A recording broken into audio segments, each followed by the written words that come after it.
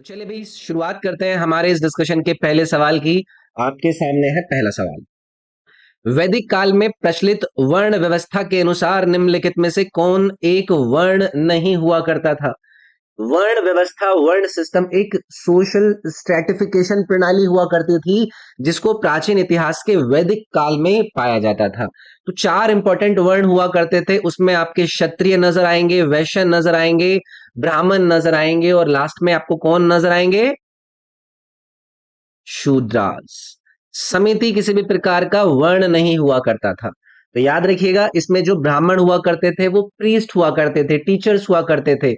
जो क्षत्रिय हुआ करते थे ये वॉरियर्स और जो लोग रूल करते थे वो हुआ करते थे। जो वैश्यस हुआ करते थे ये ट्रेडर्स हुआ करते थे, ये व्यापारी हुआ करते थे। और शूद्र वर्ण से आने वाले लोग आपको लेबरर्स के रूप में नजर आते थे।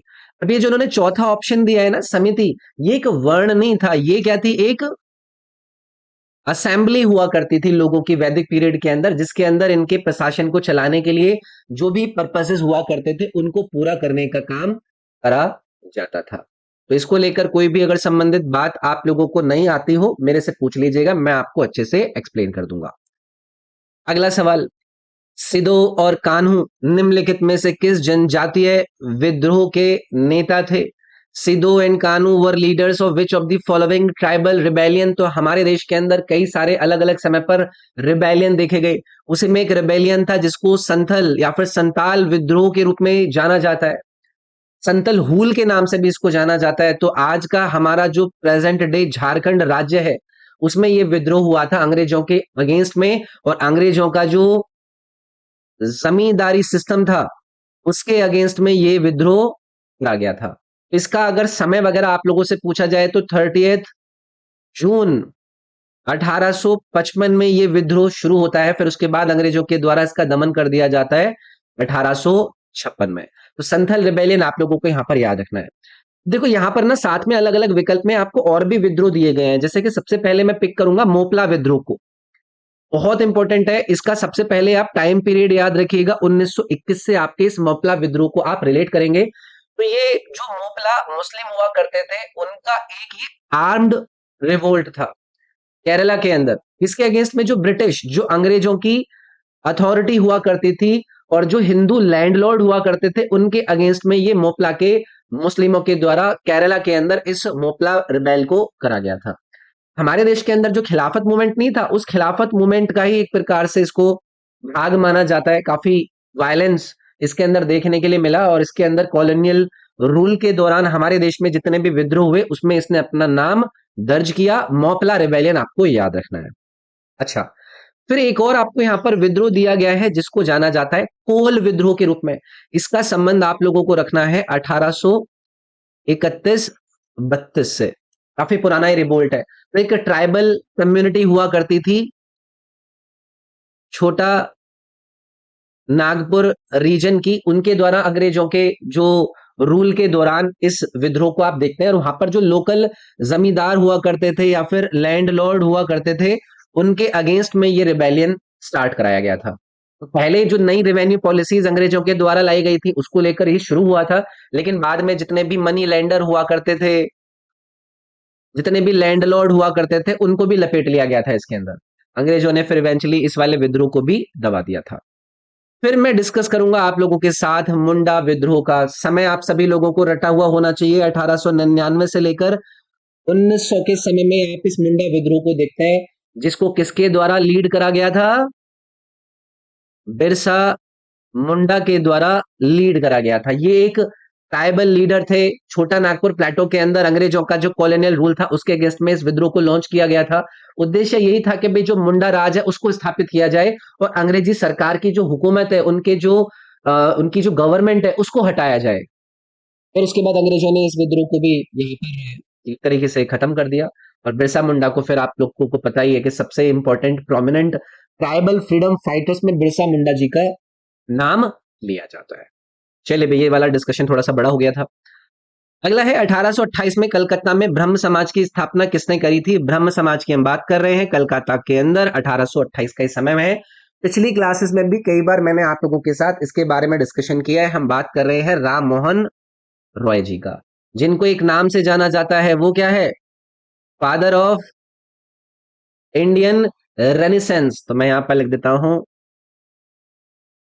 भारत के रेनेसेंस का जनक इनको कहा जाता है, क्योंकि सोशल रिफॉर्म्स हो, रिलीजियस रिफॉर्म्स हो या एजुकेशनल रिफॉर्म्स हो, उन सभी में 19th सेंचुरी के अंदर राम मोहन रॉय जी का बहुत बड़ा योगदान है। तो 1828 के अंदर कलकत्ता के अंदर इसको इन्होंने लॉन्च किया था।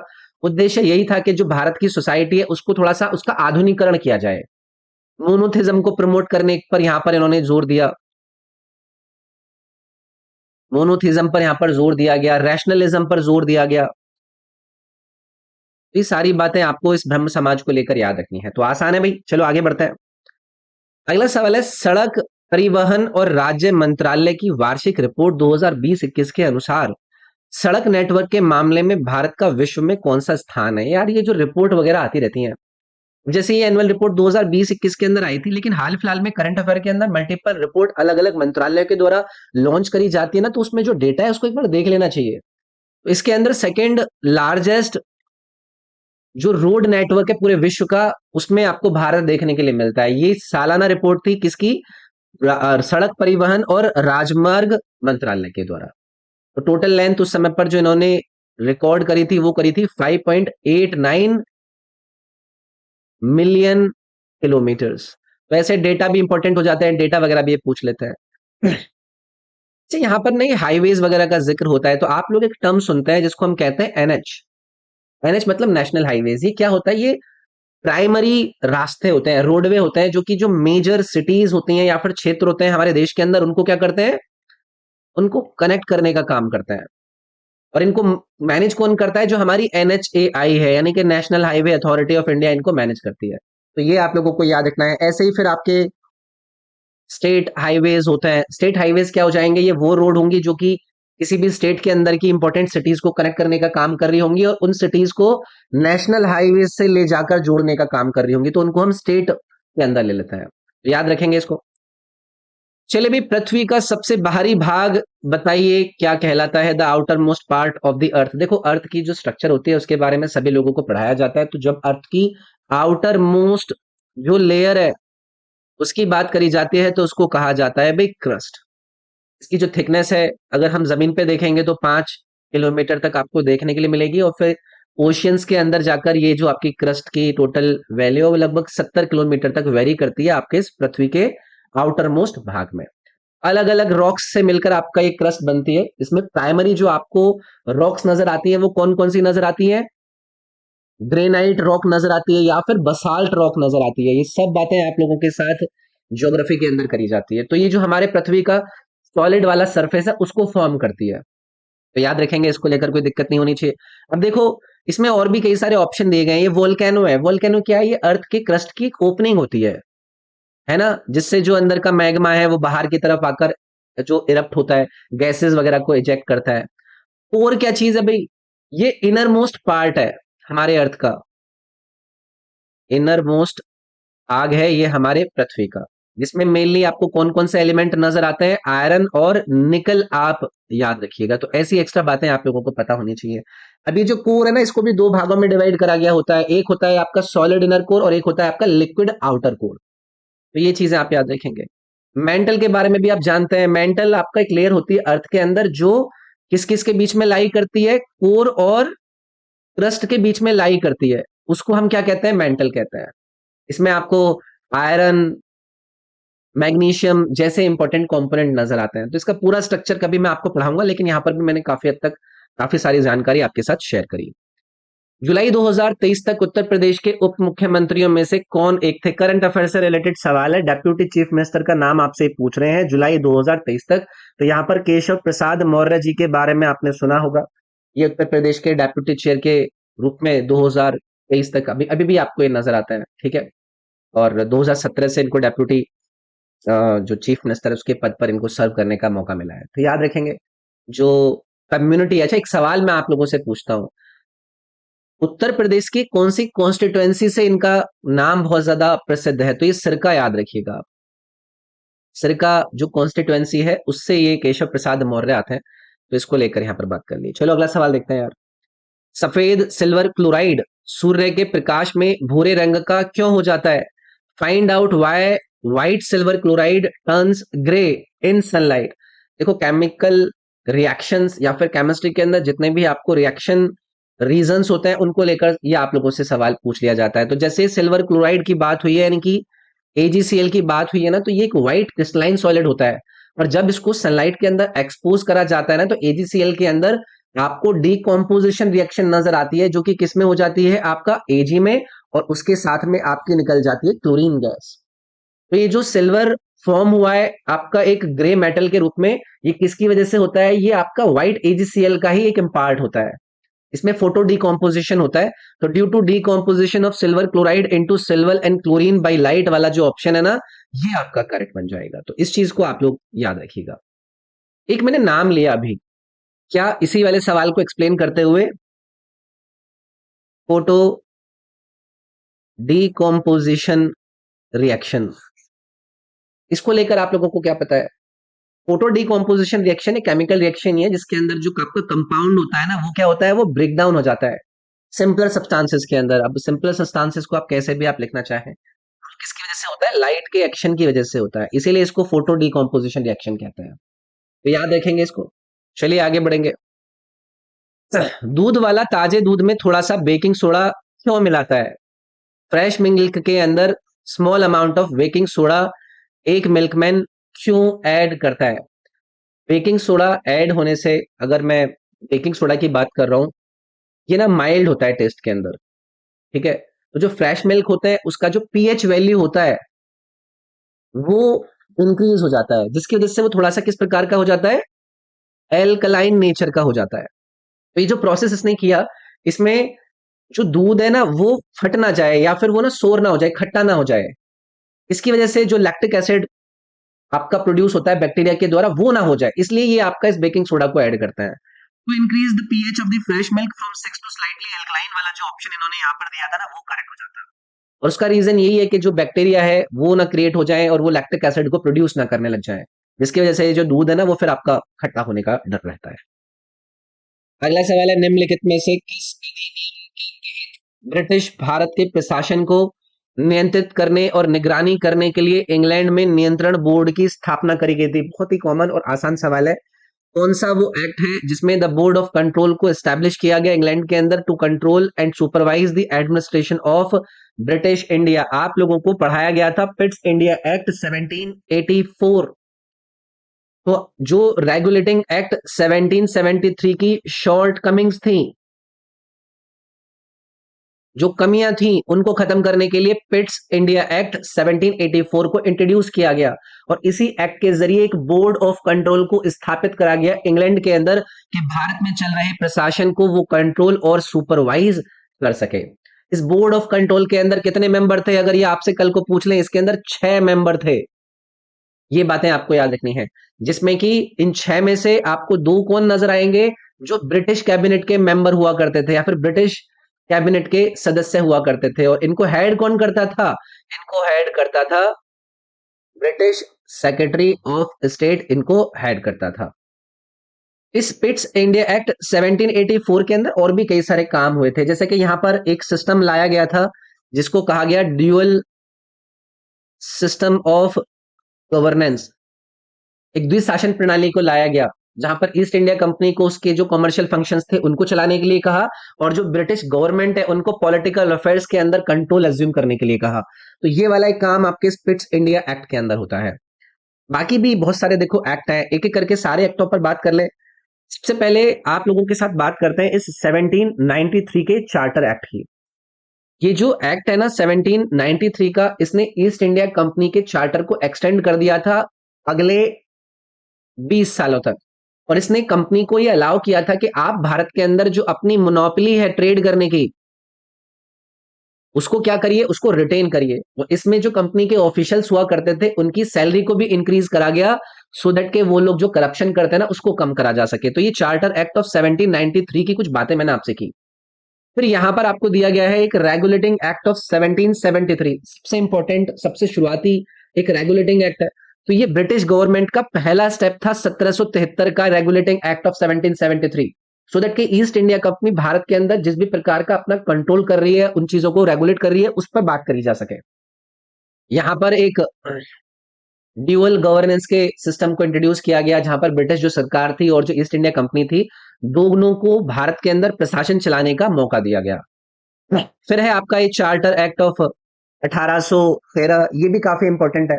इसके अंदर जो ईस्ट इंडिया कंपनी की ट्रेड मोनोपोली थी, ईस्ट इंडिया कंपनी की जो ट्रेड मोनोपोली थी, उसको क्या कर दिया, उसको एंड कर दिया था।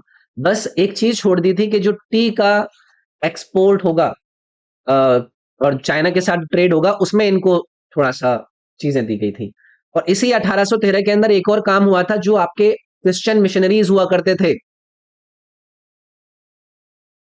क्रिश्चियन मिशनरीज को अलाउ किया गया था कि आप भारत जाकर अपने धर्म का प्रचार कर सकते हैं। तो ये कुछ छोटी छोटी बातें मैंने इन चारों एक्ट को लेकर आप लोगों को एक्सप्लेन कर दी।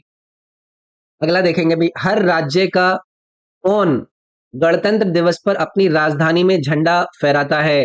कौन हर स्टेट के अंदर अनफर्ल करता है फ्लैग अपने कैपिटल के अंदर रिपब्लिक डे पर? कौन करता है? राज्यपाल करता है। मुख्यमंत्री का नाम मत लगा देना। तो जो गवर्नर होता है वो क्या होता है? वो संवैधानिक हेड होता है, कॉन्स्टिट्यूशनल हेड होता है राज्य के अंदर, किसी भी भारतीय राज्य के अंदर, जिसको कौन अपॉइंट कर रहे होते हैं? जिसको प्रेसिडेंट के द्वारा अपॉइंट करा गया होता है। तो रिपब्लिक डे के अंदर ये गवर्नर ही होते हैं जो राष्ट्रीय ध्वज को अपने राज्य की जो राजधानी होती है वहां पर एक ऑफिशियल सेलिब्रेशन के रूप में फहराने का काम करते हैं। तो याद रखेंगे। चलिए आगे बढ़ते हैं। अगला है, कौन सा समुद्री कैरोटीनॉइड पूरे समुद्री शैवाल, मैक्रोएल्गी और डायटॉम्स में प्रचुर मात्रा में पाया जाता है?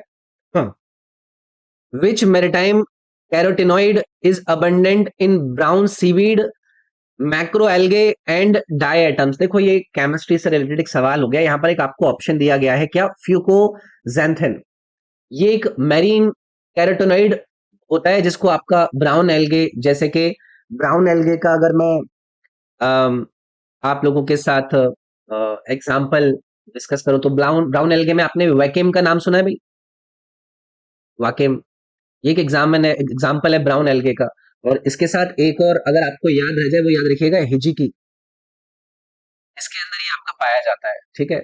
तो जो सीवीड को ब्राउन कलर देने का वो रिस्पॉन्सिबल रीजन है ना, वो क्या है? वो यही है, आपका फ्यूकोजेंथिन। एक हो सकता है इस वाले फैक्ट को ये आप लोगों से पूछ लें कि बताइए कि ब्राउन सीवीड को उसका जो कैरेक्टरिस्टिक कलर है उसको देने का जो रिस्पॉन्सिबल ऑर्गेनिज्म है वो क्या है? तो उसमें आपको किसको याद रखना है? Marine carotenoid. कौन है वो? आपका फ्यूकोजेंथिन। इसको याद रखेंगे आपका। कई सारी इसके अंदर एंटीऑक्सीडेंट प्रॉपर्टीज भी होती हैं, जो कि इनके जो सेल्स होते हैं उनको डैमेज होने से बचाती हैं। तो ये छोटी छोटी बातें अगर याद रह जाए आपको तो याद रखिएगा। वैसे टफ कैटेगरी का सवाल मैं कहूंगा इसको। अगला है, हैरोल्ड डोमर मॉडल कौन सी पंचवर्षीय योजना के पीछे का मुख्य विचार था? Harold Domar model main idea था कौन सी पंचवर्षीय योजना का? बहुत ही आसान है। पहली पंचवर्षीय योजना का जिक्र करते हैं जिसको इंप्लीमेंट किया गया था 1951 से लेकर 56 तक। इसमें इस मॉडल को ही फाउंडेशन बनाया गया था। क्या है ये मॉडल? तो जो सेविंग्स होती हैं, जो इन्वेस्टमेंट होती हैं, इनकी इंपॉर्टेंस के ऊपर ये जोर देता है किसी भी देश की इकोनॉमिक ग्रोथ को लेकर। ठीक है। तो इसका उद्देश्य था कि भाई कंट्री की जो इमीडिएट जरूरत है अपने एग्रीकल्चर को इंप्रूव करने, इरिगेशन को इंप्रूव करने, एनर्जी को इंप्रूव करने, तो इसकी वजह से इस मॉडल को आपका लाया गया था इसी पहली पंचवर्षीय योजना के अंदर। इसको लेकर एक सवाल मैं आप लोगों से भी पूछूंगा कि बताइए कि इस मॉडल को इंडिपेंडेंटली डेवलप करने वाले साइंटिस्ट का क्या नाम था? तो याद रखिएगा, सर रॉय हारूद इनका नाम था। और आपसे पूछा जाएगा कि इसको कब डेवलप करा गया था, तो 1939 में इस मॉडल को डेवलप करा गया था। और इनके साथ एक और इंपॉर्टेंट व्यक्ति के बारे में भी आपको याद रखना है जिनका नाम था एब्से डोमार। एब्से डोमार, इन्होंने इसके ऊपर 1946 में अपनी कुछ टिप्पणियां करी थी, इसीलिए इसको हारूद डोमर मॉडल के नाम से जाना जाता है। तो याद रखेंगे इस चीज को लेकर। चलिए आगे बढ़ता है।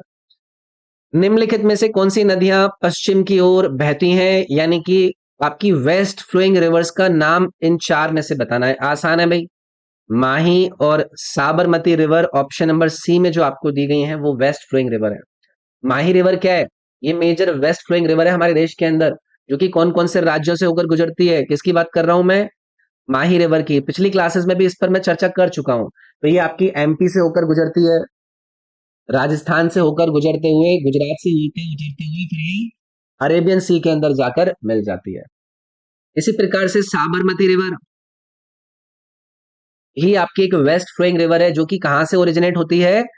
अरावली की रेंज से आपकी ओरिजिनेट होती है। राजस्थान के अंदर आपका डिस्ट्रिक्ट पड़ता है कौन सा? ओरिजिनेट होती है, फिर आगे बढ़ के ये आपका अरेबियन सी के अंदर जाकर कौन से गल्फ में गिर जाती है? गल्फ ऑफ खंबात, इसके अंदर जाकर गिर जाती है। तो ये आपको याद रखना है, ऑप्शन नंबर सी इसमें करेक्ट हो जाता है। अगला सवाल है, राज्य की विधायिका के ऊपरी सदन को क्या कहा जाता है? The upper house of state legislature is known as. यार आसान सवाल है, विधान परिषद के नाम से जाना जाता है ना। विधानसभा आपका लोअर हाउस होती है और विधान परिषद आपका अपर हाउस होती है एक राज्य के अंदर, है ना। तो जैसे हमारा सेंट्रल लेवल पर राज्यसभा है, उसी प्रकार से ये हमारे राज्य के अंदर अपर हाउस है, जिसको विधान परिषद के रूप में जाना जाता है। ठीक है। हमारे देश के हर राज्य के अंदर विधान परिषद नहीं है, कुछ ही राज्यों के अंदर है। कौन कौन से राज्यों के अंदर आपको अपर हाउस या फिर विधान परिषद नजर आती है, इसको लेकर सवाल पूछा जाता है। उत्तर प्रदेश में आपको विधान परिषद नजर आ जाएगी, बिहार में आपको नजर आ जाएगी, कर्नाटक राज्य में आपको नजर आ जाएगी, महाराष्ट्र राज्य में नजर आ जाएगी, आंध्र प्रदेश राज्य में नजर आ जाएगी, तेलंगाना राज्य के अंदर आपको नजर आ जाएगी। तो इन राज्यों के नाम और नंबर याद रखिएगा। ठीक है, तो कितने राज्य हो गए? ये 7 राज्य हो गए ना। उत्तर प्रदेश, बिहार, कर्नाटका, महाराष्ट्र, आंध्र प्रदेश और तेलंगाना। कितने हो गए? एक छोड़ दिया क्या मैंने? ठीक तो है, 6 राज्यों के अंदर है। चलो भाई आगे बढ़ता है। गरीबी रेखा के नीचे रहने वाले लोगों को स्वास्थ्य बीमा प्रदान करने के लिए राष्ट्रीय स्वास्थ्य बीमा योजना कब शुरू करी गई थी? यार ये जो योजनाएं वगैरह आपकी चर्चा में रहती हैं, जिनके बारे में आप सुनते रहते हैं, न्यूज में ही आती रहती हैं, तो ऐसी राष्ट्रीय स्वास्थ्य बीमा योजना को लॉन्च करा गया था 2008 में। इसके लिए जो बिलो पॉवर्टी लाइन वाले लोग हैं, उनकी हेल्थ को इंश्योरेंस प्रोवाइड करने के लिए इसको लाया गया था। तो इसमें जितने भी लाभकर्ता हैं, उनको हॉस्पिटलाइजेशन का जो कवरेज है वो कितने तक दिया जाएगा? वो 30,000 रुपए तक का इंश्योरेंस हेल्थ कवरेज उनको प्रोवाइड करेगा। तो ये एक इंपॉर्टेंट चीज है, जिसको लेकर ये कल को आप लोगों से पूछ लेंगे, ये कितने रुपए तक का कवर देता है, ये भी हो सकता है आप लोगों से कल को पूछ लें। ठीक है, चलिए आगे बढ़ेंगे। भारतीय संविधान का भाग नंबर 4A कौन से संवैधानिक संशोधन अधिनियम के माध्यम से जोड़ा गया था? आसान है यार, 42वां अमेंडमेंट एक्ट 1976 कॉन्स्टिट्यूशन के अंदर इसको ऐड करा जाता है। इमरजेंसी पीरियड था इस समय पे हमारे देश के अंदर, और सबसे कॉम्प्रिहेंसिव अमेंडमेंट हमारे भारतीय संविधान के अंदर इसको माना जाता है, जिसको इंदिरा गांधी गवर्नमेंट के द्वारा लाया गया था। कई सारे इंपॉर्टेंट चेंजेस हमारे संविधान के अंदर करे गए थे, जिसमें कि आपका ये पार्ट नंबर 4 का जो ए है भाग, इसको फंडामेंटल ड्यूटीज के रूप में हमारे सिटीजन्स को प्रोवाइड करने के लिए दिया गया। इसके अंदर और भी कई सारी इंपॉर्टेंट चीजें थी। इसमें जुडिशरी की पावर को रिड्यूस करने की कोशिश करी गई थी, जो पार्लियामेंट की पावर है उसको इंक्रीज करने की कोशिश करी गई थी कि सरकार गिर ना जाए। तो कई सारी इंपॉर्टेंट चीजें हैं। भाग नंबर ये आपका कौन सा आर्टिकल रखता है? 51 रखता है, जिसमें फंडामेंटल ड्यूटीज है हमारे देश के नागरिकों के लिए, जिसमें उनको उनके मोरल ऑब्लिगेशंस क्या होने चाहिए, उस तरीके की बात है। तो टोटल कितनी है भाई? 11 फंडामेंटल ड्यूटीज है। प्रथम जनजातीय खेल महोत्सव में पुरुष और महिला दोनों श्रेणी में कौन सा राज्य समग्र चैंपियन रहा? Which of the following states was the overall champion in both men and women categories in the first जनजातीय खेल महोत्सव? उड़ीसा राज्य का आपको इसमें नाम याद रखना है। ये जो स्पोर्ट्स इवेंट्स वगैरह होते हैं, तो ये पहला जनजातीय खेल महोत्सव था जिसमें both man and women category के अंदर उड़ीसा राज्य ओवरऑल चैंपियन रहा था। हर राज्य के अंदर इसमें पार्टिसिपेट करा गया था। उड़ीसा के जो एथलीट्स थे, उन्होंने अपना इसमें वर्चस्व दिखाया। तो ये जनजातीय खेल महोत्सव को लेकर आप लोगों को याद रखना है कि नेशनल स्पोर्ट्स इवेंट है, जिसमें जो ट्राइबल कम्युनिटीज हैं उनका स्पोर्ट्स के अंदर पार्टिसिपेशन बढ़े, उनको इंकरेज करा जा सके, इसलिए इसको लाया गया। इसमें वही है कि भाई स्पोर्टिंग टैलेंट जो है ट्राइबल एरियाज के लोगों को, उनको नर्चर किया जा सके। तो उड़ीसा राज्य ने इसमें टॉप किया, वो आपको याद रखना है। मुद्रा आपूर्ति एक कैसी अवधारणा है? Money supply is a what kind of a concept? क्या ये फ्लो कॉन्सेप्ट है, स्टॉक कॉन्सेप्ट है, एक नॉन मेजरेबल कॉन्सेप्ट है या फिर मेजरेबल कॉन्सेप्ट है? जब मनी सप्लाई की बात होगी तो इसको कंसिडर किया जाता है एक स्टॉक कॉन्सेप्ट के रूप में। क्यों? क्योंकि जो मनी सप्लाई होती है ना, वो क्या रिप्रेजेंट करती है? ये टोटल अमाउंट ऑफ मनी जो कि अवेलेबल है, उसको रिप्रेजेंट करती है एक इकोनॉमी में, एक स्पेसिफिक पॉइंट इन टाइम के अंदर। तो इसको एक स्टॉक कॉन्सेप्ट के रूप में कंसिडर किया जाता है। ठीक है। अब जैसे ये फ्लो कॉन्सेप्ट होता है, उसके जैसे जिसको मेजर किया जाता है एक पीरियड ऑफ टाइम के अंदर, तो एक स्टॉक कॉन्सेप्ट को मेजर किया जाता है एक पर्टिकुलर टाइम पर। तो ये एक पर्टिकुलर टाइम पर है, और ये जो है फ्लो कॉन्सेप्ट, ये एक टाइम पीरियड पर है। मैं यहां पर लिख देता हूं पीरियड, टाइम पीरियड, एक समय अंतराल के बीच में है। तो ये चीजें आप लोग याद रखोगे, ये इकोनॉमिक्स का एक बेसिक इंपॉर्टेंट चीज है। मनी सप्लाई की इंपॉर्टेंस क्या है? ये क्रिटिकल फैक्टर है जिससे हमारे देश के अंदर जो इन्फ्लेशन लेवल है, उसको क्या करा जाता है? उसको मेजर किया जाता है। जो इंटरेस्ट रेट होते हैं, उसको क्या किया जाता है? डिटरमाइन किया जाता है। ओवरऑल इकोनॉमी की स्टेबिलिटी कैसी है, उसको डिटरमाइन किया जाता है। तो जो हमारे केंद्रीय बैंक है, जैसे कि हमारे देश का रिजर्व बैंक है, उसके द्वारा इस मनी सप्लाई को मेजर करा जाता है, सो दैट कि वो अपनी मॉनेटरी पॉलिसी को क्या कर पाएंगे? इंप्लीमेंट कर पाएंगे। तो ये इंपॉर्टेंट फैक्टर है मनी सप्लाई। चलिए आगे आएंगे भाई। संसद ने अगस्त 2021 में आवश्यक रक्षा सेवा विधेयक 2021 पारित किया। निम्नलिखित में से इसका उद्देश्य क्या है? इसेंशियल डिफेंस सर्विसेज बिल 2021 को अगस्त 2021 में पारित किया गया। बताइए कि इसका ऑब्जेक्टिव क्या है इसको पास करने का?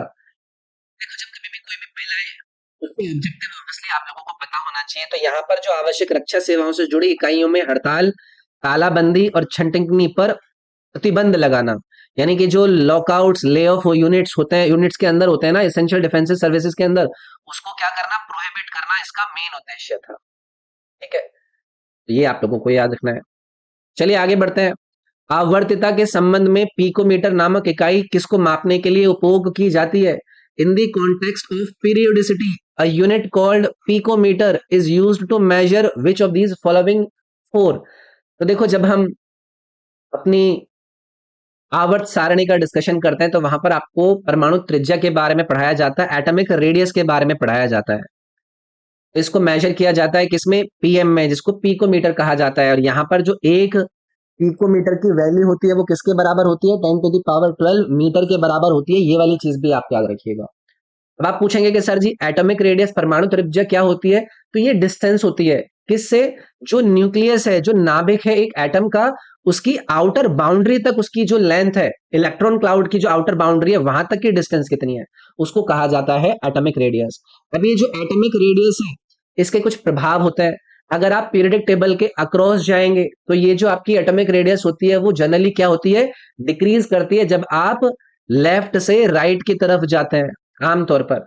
और जब आप डाउन द ग्रुप जाते हैं तो ये क्या करती है? ये अपने आप को इंक्रीज करती हुई नजर आती है। तो ये एटॉमिक रेडियस से रिलेटेड हमने कुछ बात यहां पर कर ली। ठीक है। अगला सवाल है, निम्नलिखित में से कौन मानव संसाधन विकास, सूचना एवं प्रसारण मंत्रालय के पूर्व सचिव थे और अक्टूबर 2021 में भारत के प्रधानमंत्री के सलाहकार नियुक्त हुए? इंपॉर्टेंट अपॉइंटमेंट रिलेटेड सवाल इन्होंने आपसे पूछा है। तो अमित खरे एक बहुत बड़ा नाम है, एक रिटायर्ड आईएएस ऑफिसर रहे हैं, ये बिहार कैडर के। तो ये ministry of information and broadcasting के अंदर सेक्रेटरी के पद पर तो इन्होंने सर्व अपना किया ही किया। इसके अलावा इन्होंने मिनिस्ट्री ऑफ एजुकेशन के अंदर भी अपना काम किया, और इनको श्रेय दिया जाता है जो 2020 के अंदर नेशनल एजुकेशन पॉलिसी आई थी, उसके अंदर इनका बहुत इंपॉर्टेंट रिफॉर्म को लाने का एक योगदान इनको दिया जाता है। तो प्राइम मिनिस्टर के एडवाइजर के पद पर इनको 2021 में अपॉइंट किया गया था। तो याद रखेंगे आप अमित खरे के बारे में। अगला सवाल है, निम्नलिखित में से कौन प्रसिद्ध सितार वादक थे? हम फेमस सितारिस्ट की बात कर रहे हैं। रविशंकर यार, इस पर ज्यादा क्या ही समय हम ले। इंडियन सितार, बहुत बड़े आदमी इनको माना जाता है, और कई सारे इंटरनेशनल आर्टिस्ट के साथ इन्होंने कोलैबोरेशन भी किया है। जैसे कि एक इनको लेकर एक एल्बम आप लोगों ने सुना होगा, द बीटल्स, इसमें इन्होंने कोलैबोरेशन किया था। तो यहाँ पर जो भारतीय क्लासिकल म्यूजिक है, उसको वेस्ट की तरफ ले जाने का इनको काम किया गया था।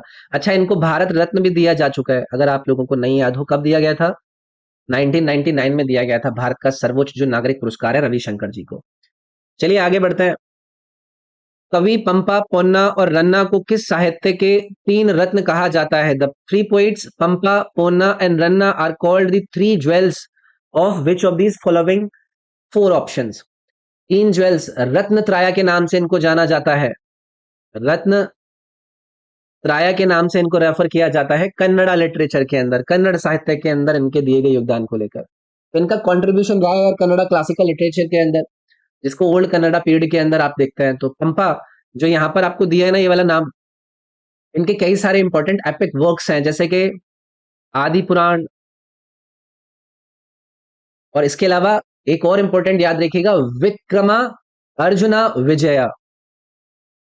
विक्रमा अर्जुना विजया, ये दो इंपॉर्टेंट एपिक काम है किसके? पंपा के। इसी प्रकार से आपको ये जो रन्ना का नाम दिया गया है, इनको लेकर मान लो इंडिविजुअली इन्होंने कभी आपसे कल को पूछ लिया तो याद रखिएगा गदायुद्धा, मैं यहाँ पर लिख देता हूं गदा युद्धा करके, ये एक इंपॉर्टेंट वर्क इनके द्वारा लिखा गया है। तो इनको लेकर ये चीजें कल को इंडिविजुअली तौर पर भी आपसे पूछ सकते हैं। पूर्णा के नाम पर मैंने आपको कुछ ज्यादा नहीं बताया, पूर्णा के नाम पर याद रखिएगा ये एक और इंपॉर्टेंट पोइट के रूप में याद रखे गए हैं, जो कि पंपा के ही समकालीन थे। एक इनका इंपॉर्टेंट वर्क अगर आप याद रख पाए वो रखेंगे शांति पुराण। शांति पुराण वो किसने लिखा है? ये पुन्ना ने लिखा है, ये आप याद रखिएगा। ठीक है, सेकेंड लास्ट सवाल है आपकी आज की इस वीडियो डिस्कशन का। 2012 के लंदन ओलंपिक खेलों में देश का प्रतिनिधित्व करने वाली पहली भारतीय महिला पहलवान कौन थी? गीता फोगाट, सभी लोगों को पता है।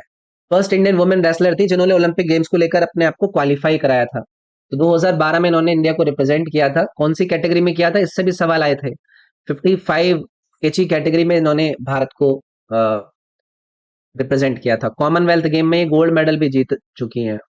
ठीक है, 2010 के अंदर जब हुए थे उसमें इन्होंने गोल्ड मेडल जीता था कॉमनवेल्थ गेम्स के अंदर। तो रेसलर्स की फैमिली से आती है, सभी लोगों को पता है इनको लेकर। अंतिम सवाल आपकी इस वीडियो का ये पूछ रहे हैं, भारतीय शास्त्रीय वायलिन वादक अन्नवर्पु रामास्वामी को 2021 में किस सम्मान से सम्मानित किया गया?